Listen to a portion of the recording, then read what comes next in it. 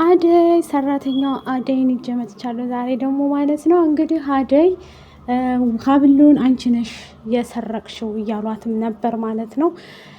ለንጉስ ብርም ሰተሽ አንቺ ነሽ እንደዚህ ያደረግሽው ብላ ፍቅር ከቤት አስባራታለች ማለት ነው አደይን። ይቺ ፍቅር ግን የሚገለግለን እንጣይች ተንከሲስ ማለት ነው።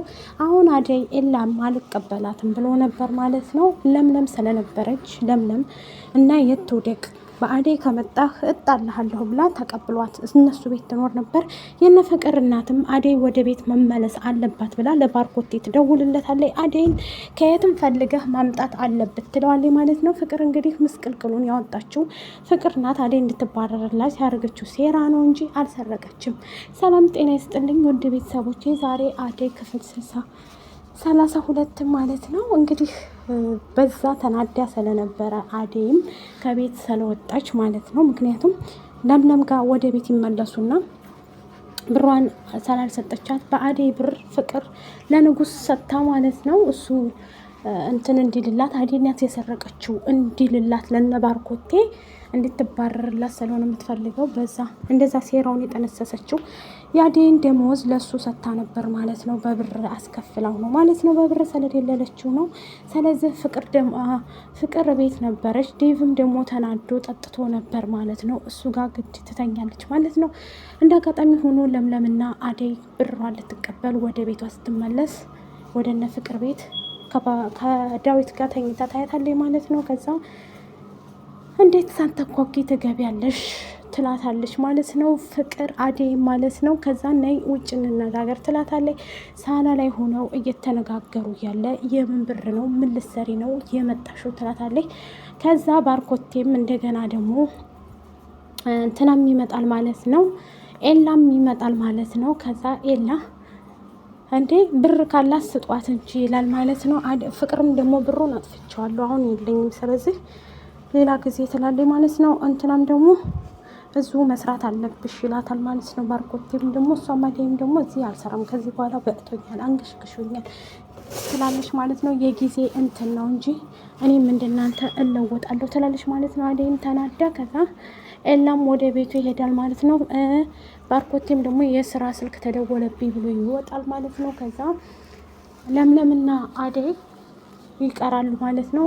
እንትናን ኤላን ሂድ ወደ ቤት ትለዋለች ማለት ነው። እንትናንም እንደዚሁ ለምለምንም አብረሽ ሂጂ ከኤላ ጋር እኔ ከፍቅር ጋር መነጋገር እፈልጋለሁ ትልና ትቀራለች ማለት ነው።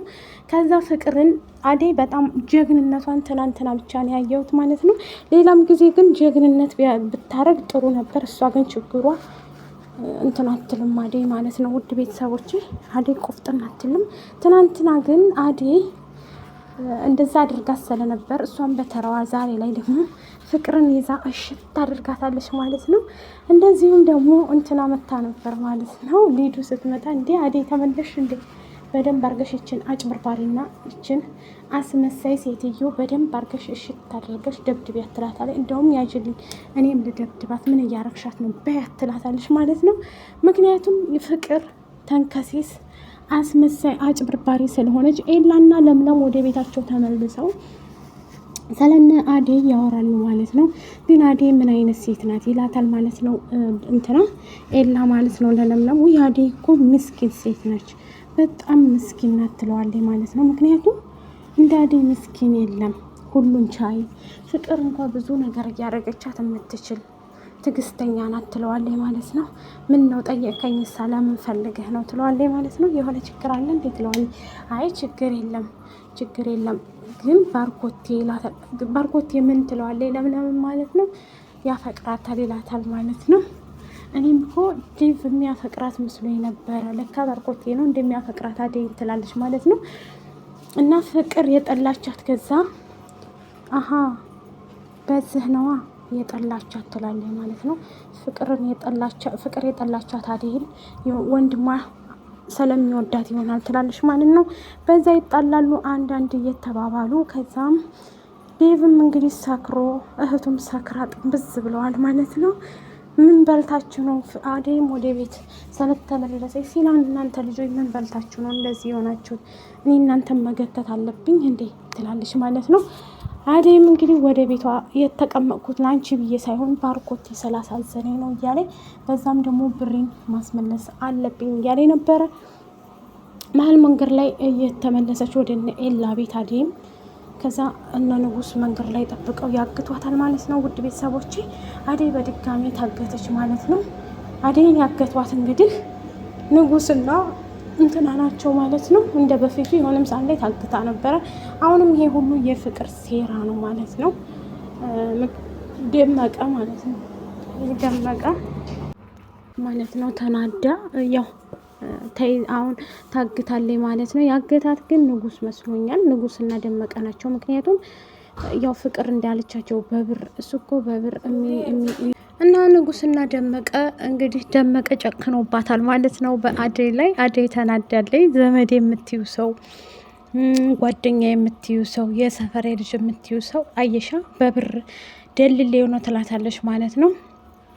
አደይም ተናዳ እንዴት እንድትያለሽ ብላ ፍቅርን ይዛ ትደበድባታለች ማለት ነው። እንግዲህ ትመለሳለች ብዬ አስባለሁ አደይ ማለት ነው። አደይ አሁን ታግታለች ማለት ነው። ንጉስ እኔ እያፈቀርኩሽ እኔ እየወደድኩሽ እንደዚህ ማድረግ አትችይም በፍጹም።